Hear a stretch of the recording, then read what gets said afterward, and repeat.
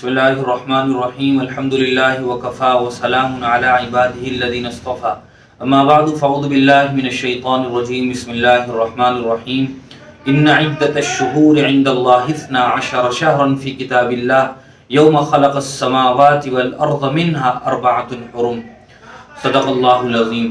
محترم سامعین و ناظرین، اسلامی سال کے 12 مہینوں میں سے 7واں مہینہ وہ رجب المرجب کا مہینہ کہلاتا ہے۔ یہ وہ مہینہ ہے جس کو زمانہ جاہلیت میں بھی وہ لوگ تعظیم اور احترام کی نگاہوں سے دیکھتے تھے اور اپنی لڑائیاں اور جھگڑے اس مہینے میں ختم فرما دیا کرتے تھے۔ اس کے علاوہ اس مہینے میں زمانہ جاہلیت میں عطیرہ کے نام سے ایک رسم ادا کی جاتی تھی کہ وہ لوگ اپنے جانوروں کو ذبح کرتے تھے اور بتوں کے سامنے پیش کرتے تھے۔ حضور کی آمد کے بعد بھی اس مہینے کی حرمت اور عظمت برقرار رہی، لیکن وہ تمام کی تمام خرافات اور بدعات جو زمانہ جاہلیت میں اس مہینے میں کی جاتی تھی، حضور اکرم صلی اللہ علیہ وسلم نے ان کو ممنوع قرار دے دیا۔ یہ مہینہ عظمت اور حرمت والے مہینوں میں شامل ہے۔ اللہ تبارک و تعالی نے اس آیت میں انہی 4 مہینوں کا تذکرہ فرمایا ہے۔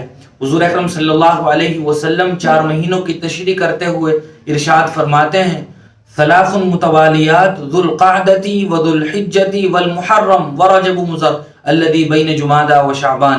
4 حرمت والے مہینوں میں سے 3 مہینے ذی قعدہ، ذی الحجہ اور محرم یہ لگاتار ہیں، البتہ رجب کا مہینہ یہ شعبان اور جمادی الاخر کے بیچ میں ہے۔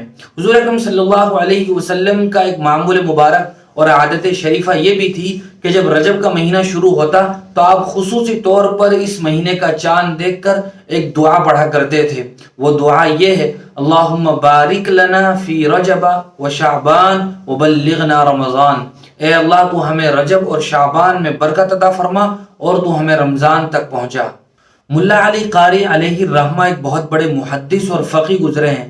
وہ فرماتے ہیں کہ اس دعا کا مطلب یہ ہے کہ اللہ تو رجب میں اور شعبان میں ہماری عبادتوں میں، اطاعتوں میں برکت عطا فرما اور تو ہماری عمر کو لمبا فرما تاکہ ہم رمضان کی مبارک عبادتوں، تراویح اور روزے کی سعادت بھی حاصل کر سکیں۔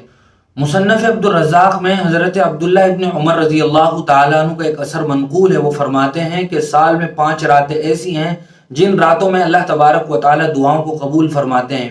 ان میں سے ایک شعبان کی 15ویں رات ہے، اسی طرح جمعہ کی رات ہے، عید الفطر اور عید الاضحیٰ کی رات ہے، اور ایک رات وہ رجب کے مہینے کی پہلی رات ہے جس رات میں دعا کرنے سے اللہ تبارک و تعالی دعا کو قبول فرماتے ہیں۔ بہت سے لوگ رجب کی 27ویں رات کو شب معراج کے نام سے جشن کرتے ہیں اور چراغاں کرتے ہیں۔